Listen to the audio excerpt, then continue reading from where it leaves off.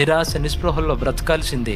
ఇంతేనేమో, ఒక ఓటమి జీవితంలో నేను ఉండాలేమో, ఎలాగా అయిపోతానేమో, వాళ్ళలాగా అయిపోతానేమో అని వాళ్ళని వీళ్ళని చూసి హృదయంలో అవిశ్వాసం నింపుకుంటున్న వాళ్ళు ఈరోజు ఎక్కువైపోయారు.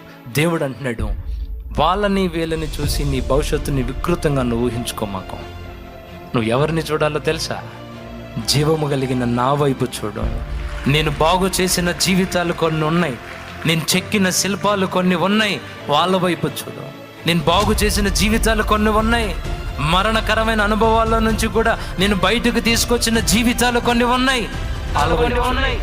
జ్ఞానం లేదు, పాట లేదు, మాట లేదు, అయినా చరిత్ర సృష్టించాను కొంతమంది వ్యక్తుల ద్వారా. అలాంటి సేవకుల వైపు చూడు, అలాంటి పరిచారకుల వైపు చూడు.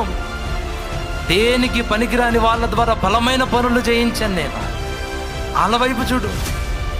వాళ్ళ వైపు చూసి, ఆకాశమందున్న నా వైపు చూసి